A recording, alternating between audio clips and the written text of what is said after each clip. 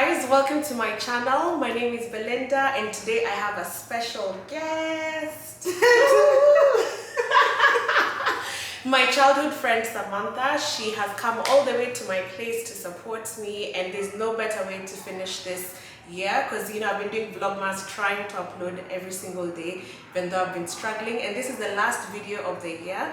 And it was only right that we reflect on the year that has been. But before we go into that, let me hand over to Samantha to introduce herself. What is the introduction now? So you've said my name. My name is Samantha Kanali. What else am I supposed to say? I am childhood friends with Belinda. We were in high school. I think you can say quote unquote together. And we were in uni together with the same uni as well. Yeah. So we date back very many years. What else? We've kept in touch ever since. Yeah. Yeah. So today's video, we're just going to be going through reflecting on 2022, how the year has been, what are some of the key milestones. In fact, let me just go straight into it. I have some questions here on my phone. I'll be asking you to answer, and I'll also answer as well. And it's just a chilled discussion. So first question, what would you say was your key milestone this year? That was a big highlight for you. So I think milestone-wise, I think I actually have a few. I don't have just one. I have multiple. So the first one is I transitioned jobs into what I think is a dream job. So that was very exciting. The second is I think this was the first year I actually started to discover myself. So I started journaling, I started setting goals, I started meditating. Oh wow.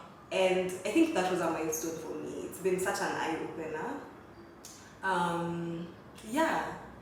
I think also relationships wise, you may thrive. I think I've done well. I think so. I think so. We'll know next year. Oh, that's a critic message to Nakadalika. Okay, well, for me, a key milestone. I think I've had milestones. I'd say this is the year I felt very grown up because I bought my first couch, my first bed. So I guess you can get the gist of it. Buying my house was the utmost highlight for me. It was a very big blessing for me, but it came with challenges as well, because when you buy the house, you need to live in it, so you need to make it habitable. And just going through that whole experience, finding fundi at Tengeneza, this and that, that whole experience made me realize, I'm not meant to call my dad for this. This is actually me to decide, is it this or that? The big girl lifestyle was over. I'm telling you. But that was a big milestone for me. Yeah. That's a big win. Yeah. House under 30 is a big win. Huge win. Congratulations. Thank you. So that then leads on to the second question for today, which is, what challenge have you overcome this year? Yeah. I think I'll start with the one that we were talking about right now, before I say another one that I'm thinking about. My mind is racing now that we're having the conversation. But when I was transitioning jobs, and also like in my previous job I was really trying to negotiate. So I was negotiating for promotion on one end and negotiating for salaries on one end.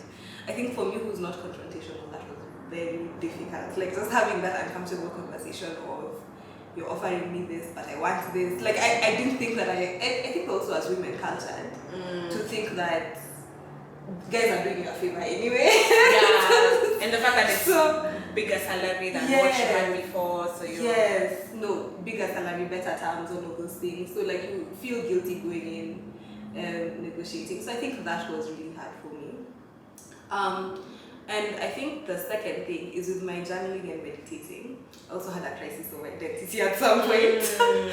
So, and this was actually around my birthday this year.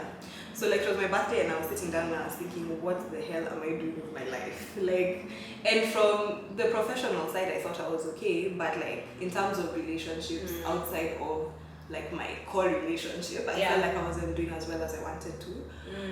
And so I went through a week of asking myself, like, what am I doing wrong? Am I not prioritizing right? Like, and this is not just like friendships. I think even with family. I think sometimes when you're prioritizing the client professionally, a lot of things like sort of fall through the cracks, and then like it comes and bites you like later on in life when you're starting to think about deeper things.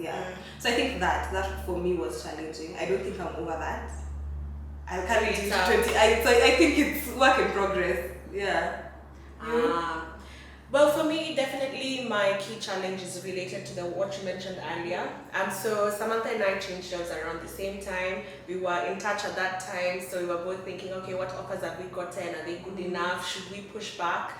And kind of related also to you said like your identity. Mine was an identity crisis. It was more like a career crisis where I was switching from something I was used to and established to a completely different career path, and just wondering, am I doing the right thing? Is this a big risk? Because I was on track for promotion as well. So needed to, you're just like, am I making the right choice? But then I sat back, reflected after many days of reflecting, and just thought, what's the worst that could happen?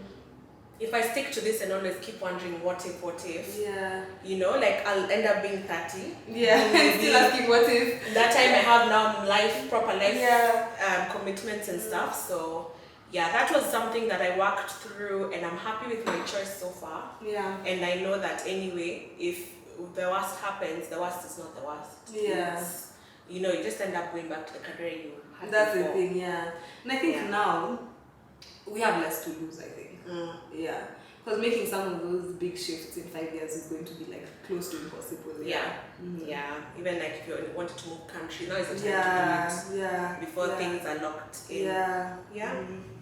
I agree. All right, so next question.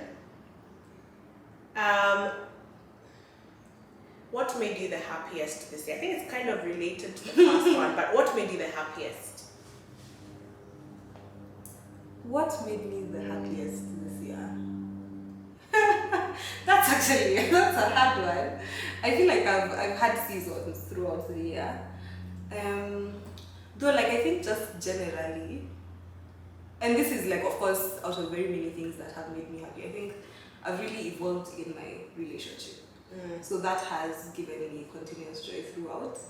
And I think even in my times of crisis of identity, my significant other was my place of peace. So that has always been like a constant in a very unpredictable space this year, I think.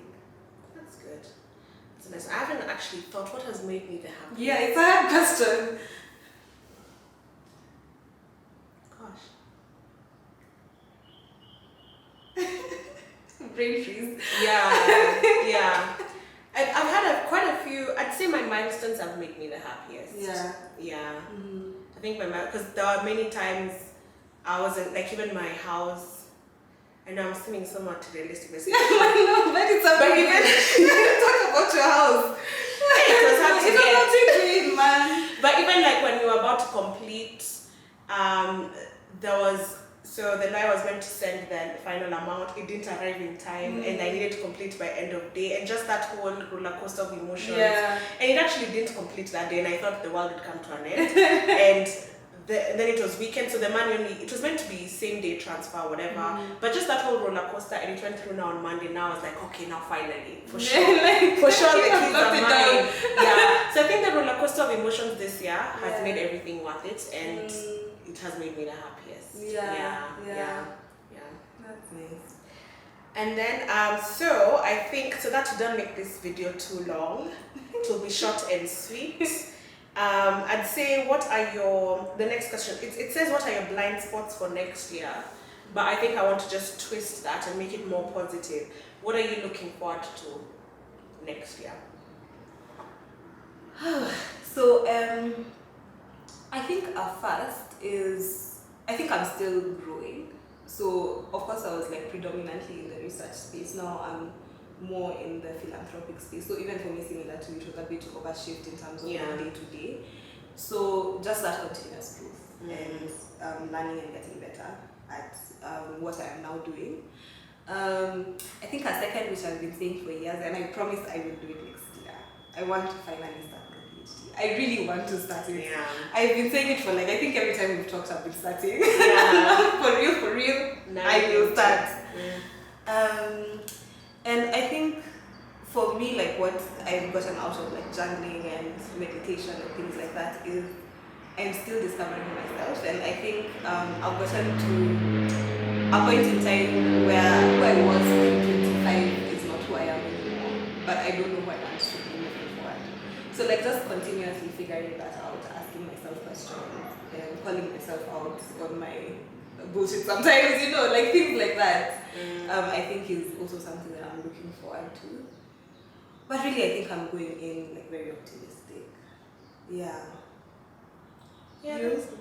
Definitely next year I want to focus on me. I mean, I've been focused on me this year, but focus on me, the internal person. I'll take you up on your journaling. I haven't been doing that.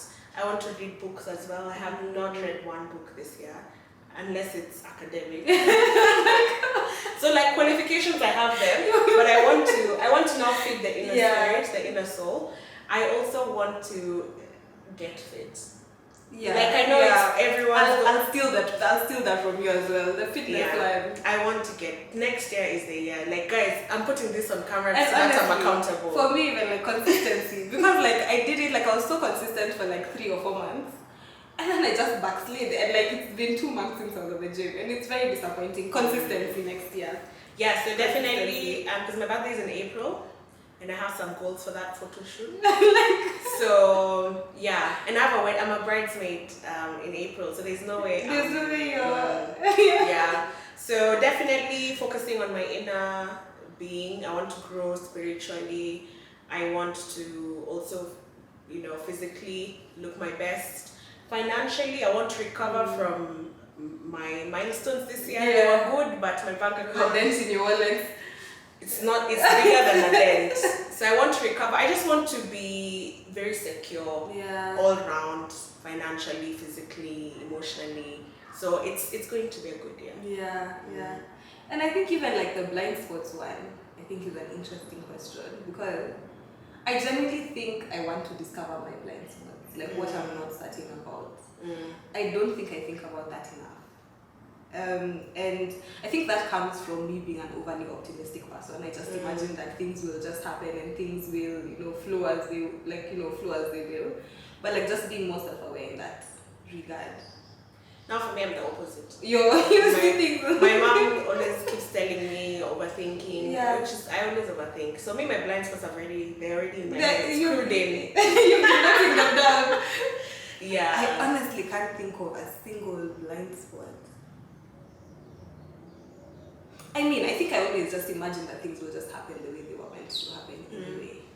It's one of those things of, to an extent, relinquishing control, and I think that's a very last born thing of me to say, because we never have a lot of responsibility as last born. I see how the load may be heavier on your shoulders, like you've probably had to think about like blind spots throughout. Yeah. I think also personality has a part to play. Yeah, I'm firstborn, typical firstborn. But even personality, I'm just a warrior, which makes me good at my job. Yeah. But then also emotionally it can be very draining. So I'm working on that. Yeah. But thank you so much, Sami, for coming to my house. It's been a while since you've come over. And also coming to my channel. Thank you so much. I loved having you here. I feel like it's not been that long since I was last on your channel, though. Yeah, on my channel, you've been more on my channel than at your house, yeah. And it's good to do it physically, because when you've been on my channel, I'll actually put a link on my last video review. But yeah, thank you so much. You're welcome. And thank you for having me.